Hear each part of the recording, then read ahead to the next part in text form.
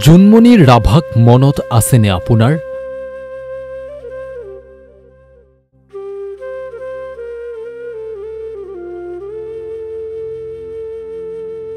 আজি দ্বিতীয় মৃত্যু বাৰ্ষিকী এছআই জোনমণি ৰাভাৰ।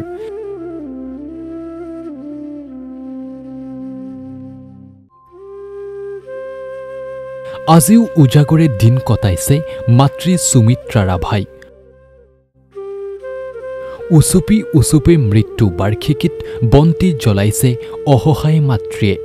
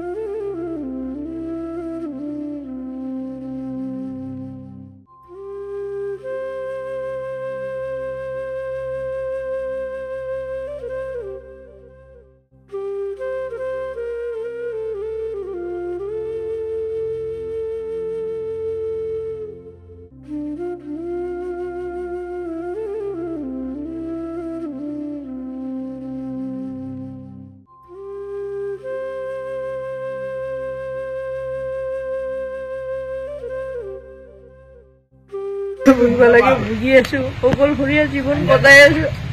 মৰা ফটো ছবিকেইটা চাইছে, কেতিয়াবা খাওঁ কেতিয়াবা নাখাওঁ, দুখে দুখে আছো আৰু ৰাইজৰ লগত। বাবা কোনোবাই আহে বহিবলৈ, অকণমান খুৰী কি কৰিছা, বাইদেউ কি কৰিছে, এনেকে বহিবলৈ আহে। বহাই এনেকে দিনটো গৈ আছে আৰু আজি কালি 2 বছৰ ঘৰ খালী হৈ গ'ল। মোৰ একো নাই বাবা, সকলো মোৰ শেষ হৈ গ'ল। বস্তুখিনিও ঘূৰাই নাপালে, যিখিনি আছিলে বস্তুটো ঘূৰাই নাপালো। এতিয়ালৈকে কাৰো খা খবৰ নাই। মোক জোনমণি মাইকে কেনেকে খাইছে, এনেকে কৈছে। তাইৰ ব্যস্ত কোনো নাহে, এটা কৰিছে খবৰ নাই, বাতৰি নাই। জোনমণি জীয়াই থাকিলে আহিলে হয় কোনোবা, জোনমণি নাই, কোনো নাই বাবা। লগ বন্ধুও নাই, নিজৰ ব্যস্তৰ মানুহো নাই। মই আজি যেনে তেনে আছো আৰু এই ওচৰ চুবুৰীয়া মানুহখিনিৰ লগত সুখে দুখে।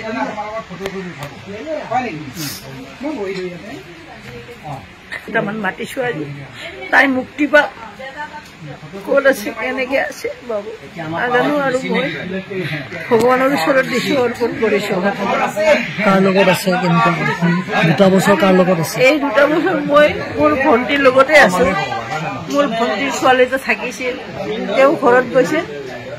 মই এতিয়া মোৰ ভণ্টিৰ লগতে আছো। ছোৱালীজনী ঘৰলৈ পঠাইছো,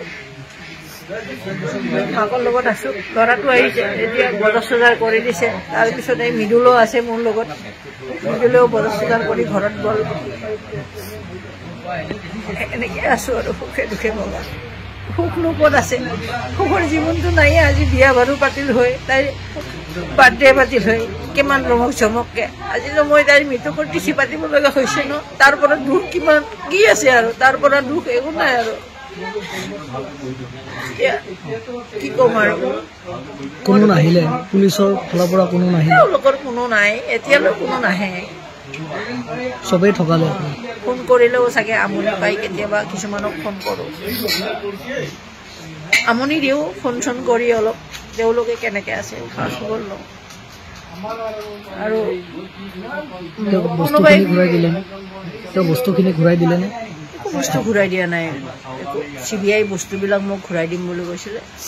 ঘূৰাই মানে তেওঁলোকে মই নোৱাৰোঁ কাৰণে, মই বুঢ়া মানুহ নোৱাৰোঁ আৰু পঢ়া শুনা নাজানো, সেইকাৰণে তেওঁলোকে মোক বস্তুখিনি লখিমপুৰৰ পৰা পইচাখিনি আৰু নগাঁও কোৰ্টৰ পৰা বস্তুখিনি ওলাই দিম বুলি কৈছিলে। তেওঁৰো খা খবৰ নাই আজিকালি, তেওঁলোকৰো খা খবৰ নকৰে।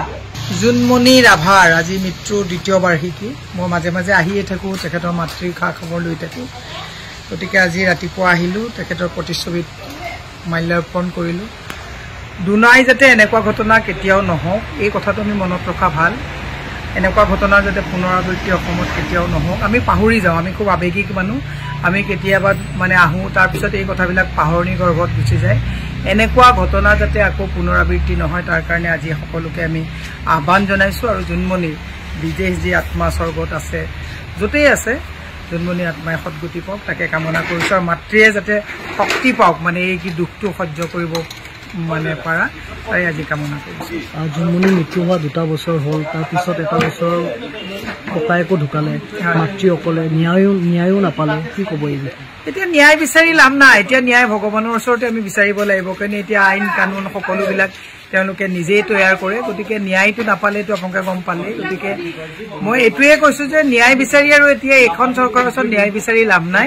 এটাই আমি বিচাৰিব লাগে যে এনেকুৱা যাতে ঘটনা আৰু পুনৰাবৃত্তি নহয়, ৰাইজ সজাগ হ'ব লাগে। ৰাজনৈতিকভাৱে ৰাইজ যদি সজাগ নহয়, মানুহে পাহৰি যায় ধামখুমীয়াত। এতিয়া বহুতে আমাক কয় যে আপোনালোকে ফিল্ডত যাওক। আমি ফিল্ডত থাকোঁ। আমি ফিল্ডত থাকোঁ কাৰণে আমি হৃদয়ংগম কৰিব পাৰোঁ যে এই বিষয়বিলাক কি হৈ আছে। গতিকে আমি ফিল্ডত বাৰু যাম, কিন্তু ৰাইজেও এটা কথা, আমি গৈও আছোঁ, ৰাইজেও এটা কথা মনত ৰখা ভাল, এই যে ঘটনাবিলাক যে হৈ গৈছে সোনকালে পাহৰিব নালাগে। আজি জোনমণি, কাইলৈ হবে মোৰ ছোৱালী, নহ'লে আপোনাৰ ছোৱালী, কাইলৈ কাৰোবাৰ ছোৱালীৰ লগত এনেকুৱা ঘটনা হ'ব পাৰে। সকলো ৰাজনৈতিকভাৱে সজাগ হ'বৰ কাৰণে আহ্বান জনাইছোঁ। অসমৰ ইটো মূৰৰ পৰা সিটো মূৰলৈকে সকলো ৰাইজক নমস্কাৰ কৰিছোঁ।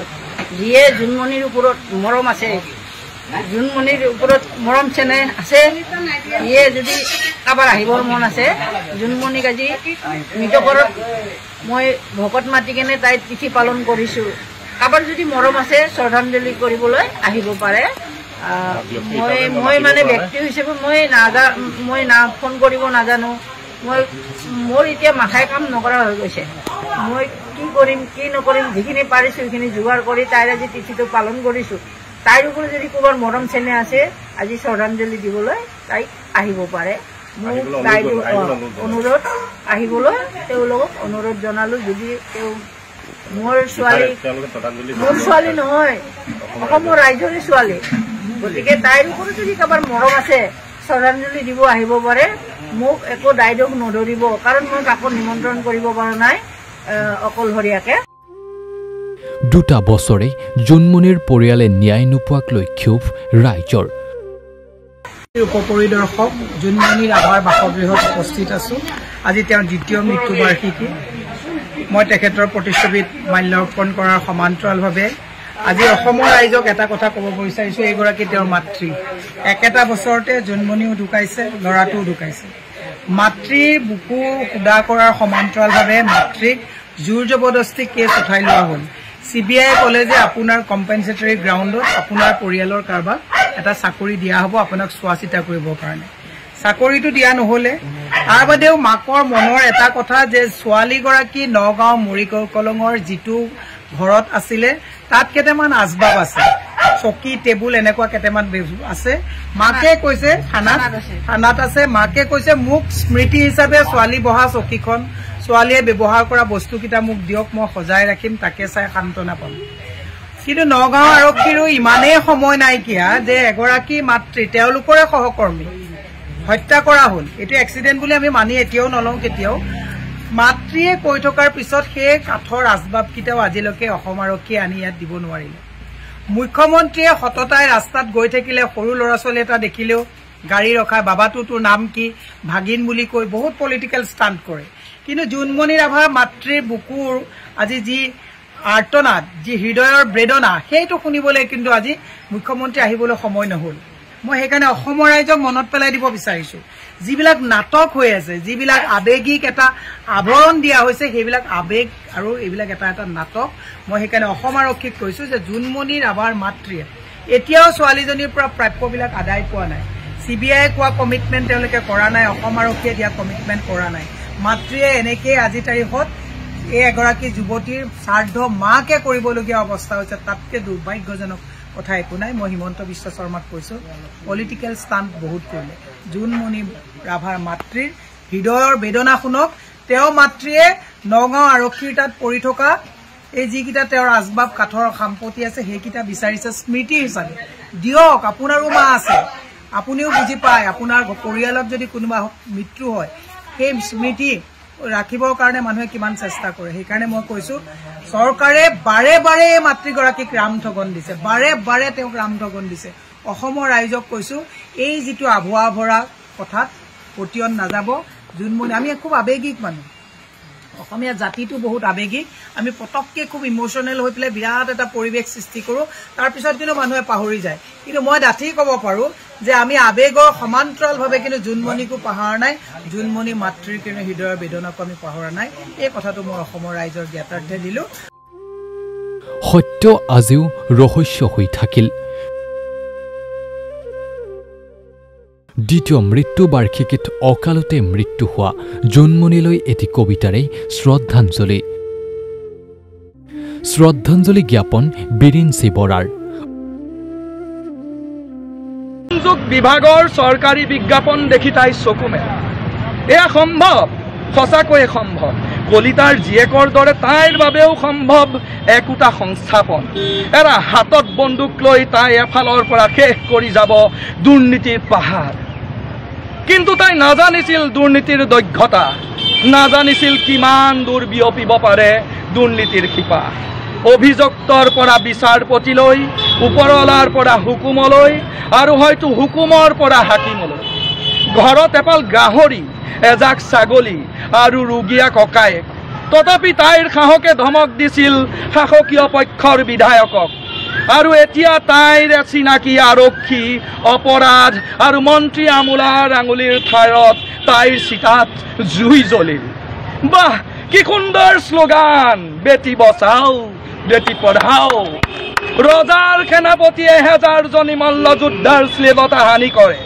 অনিয়ন্ত্ৰিত বীৰ্যৰ অধিকাৰী ব্ৰিজমোহনৰ মূৰত ৰজাৰ আশীৰ্বাদৰ হাত আৰু সেনাপতিৰ হাত নাবালিকা মল্লযোদ্ধাৰ বক্ষস্থলত কান্দি কাটি হাইৰাণ হোৱা জোনমণিৰ মাকৰ বুকুলৈ আৰু জোনমণি ঘূৰি নাহে টিআৰপিৰ প্ৰতিযোগিতাত বিফল হ'লে আন কোনোবাই ল'ব তাইৰ স্থান আপুনি মই পাহৰিম খালি চিৰকাললৈ সুদা হৈ ৰ'ব আইৰ বুকু তিনিচুকীয়াৰ কিশোৰী দৰ্শনকাৰী আকৌ সভাপতি হ'ব আজি শাসকীয় পক্ষৰ কাইলৈ আন্দোলন লম্বুৱে আকৌ কৰিব নকল সোণৰ বেহা জাল নোটে চানি ধৰিব দেখিয় বজাৰ কিন্তু কোনে ক'ব এইবোৰ বিনাশ কৰিবলৈকে আমাক হেজাৰজনী জোনমণি লাগে আৰু তাৰ বাবে লাগে প্ৰতিবাদৰ যজ্ঞ কিন্তু কোনে ঢালিব এই যজ্ঞত ঘি কোনে জ্বলাব জুই হেজাৰজন মই হেজাৰজন আপুনি নে স্বস্তিৰ নিশ্বাস পেলাই আপুনিও মোৰ দৰে থাকিব শুই ধন্যবাদ উল্লেখ্য যে দক্ষতাৰে নিজৰ কৰ্তব্য সম্পাদন কৰি কম সময়তে জনপ্ৰিয় হৈ পৰা আৰক্ষী বিষয়াগৰাকীৰ মৃত্যু ৰহস্যৰ আজিও অন্ত নপৰিল